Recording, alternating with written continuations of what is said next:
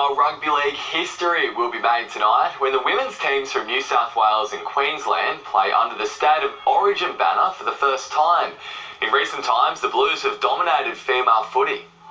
We're used to playing in front of a handful of people, and to play in front of millions of people watching around Australia is going to be crazy. But I think at the end of the day, we're there to play footy, and yeah, we'll give it a go, and hopefully we make a lot of people proud. Our coverage of the big game at North Sydney Oval begins at 7:30. Former Knights player Dylan Fithian will make his rugby league return with Lakes United tomorrow after serving a 12-week ban for a second positive drug test. Today, the 22-year-old spoke candidly to NBN News about his mistakes and his desire to return to the top. The smile on his face says it all. It sort of feels like the lead up to Christmas when you're a kid. Footy is a source of happiness for Fithian, who 3 months ago had his Knights contract, his dream job, torn up. So that's what sort of hurt me the most, because I know what I'd done wasn't right. I'd stuffed up, so I copped it on the chin, but it was just telling everyone and the boys around me in there what had happened, and just me feeling like I'd let them down. Newcastle swiftly showed him the door, but kept in close contact. They stuck by me massively. They were checking up on me every day, just to see how I was going.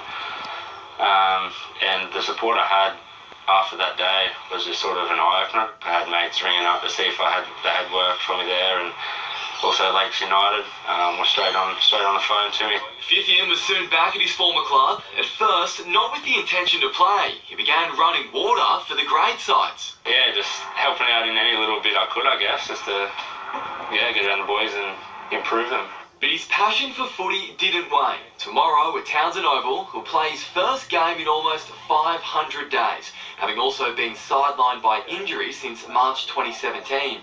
He still dreams of returning to the NRL. Sydney-based clubs have already made inquiries. I'd love to be somewhere before, obviously, June 30, if that's the deadline, but if that doesn't happen, then I'm not going to be sitting around here kicking stones about it. I'll finish the season out with Lakes and enjoy myself and sort of concentrate on my footy.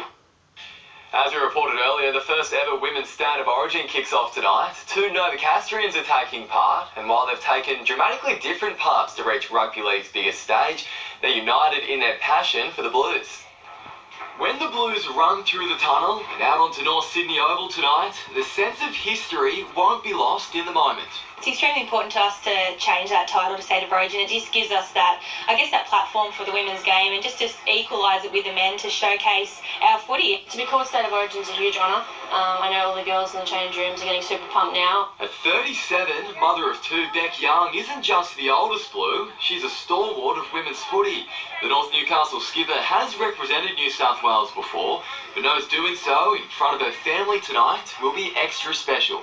Every year, I guess, they've sort of realised how much sacrifice I make, and they also really support me out on the field and at training, and wherever I need help with the children, they're there always to help me and just push me and be the best person I can be. In contrast, Newcastle's other Blue, Hannah Southwell, is the team's second youngest player at 19 and has only been back in rugby league for 2 months. I've been to a few sort of international tournaments with a few other sports, but this is by far the most nerve-wracking for me because it means so much, growing up in a household who love Origin, who live and breathe it.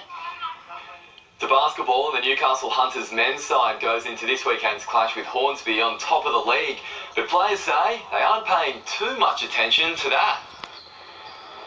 A little bit, not too much. I guess more focused on the way we play and how we do things as opposed to the result that we get, because I guess we understand that if we do things the right way and stick to a good process, then, at the end of the season, all those wins will take care of themselves. 18-year-old Jacob Foy is a star on the rise. He's been playing in both the championship and youth teams and will move to Hawaii in August to take up a college scholarship.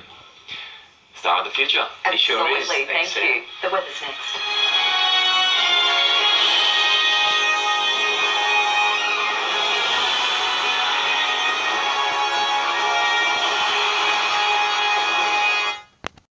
Weather is proudly brought to you by the Burton family, Maitland and Port Stephens Toyota. Call in for their best prices on new Toyotas and pre-owned vehicles.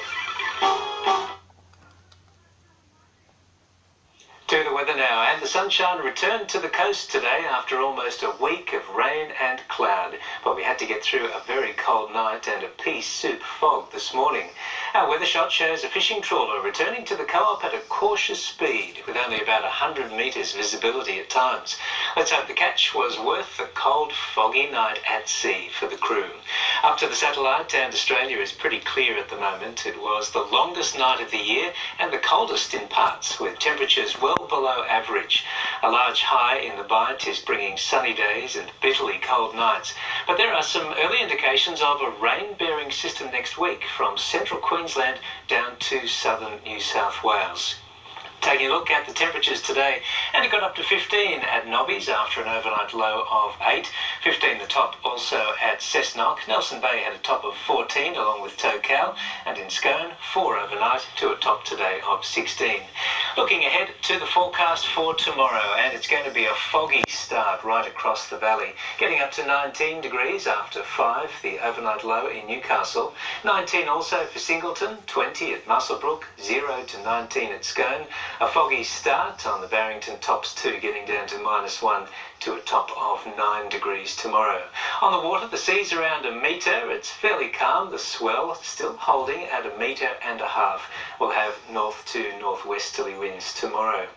Low tide at 10:34, the sun's getting up at 6:54 and setting at 4:55. Now the outlook for the week ahead. Saturday is going to be the pick of the weekend because on Sunday there's a southwesterly change and the chance of some afternoon showers. Overnight temperatures getting down to 5. For the valley, mostly fine across the weekend, remaining fine into the start of the new week. Temperatures getting down to -1. And for Gosford, 16s for Sunday and Monday, partly cloudy with overnight lows around 4. Well, there were some cracking waves along the coast today. The swell really held in there and the wind dropped off to nothing. It's going to be a ripper along the coastline as well again tomorrow. We'll have some very clean 2 to 3 foot waves, offshore winds in the morning. So Saturday is going to be a cracker of a day in the surf. The sun will be out. And then on Sunday, we'll have that southwesterly change kicking in pretty strong and the chance of some afternoon showers.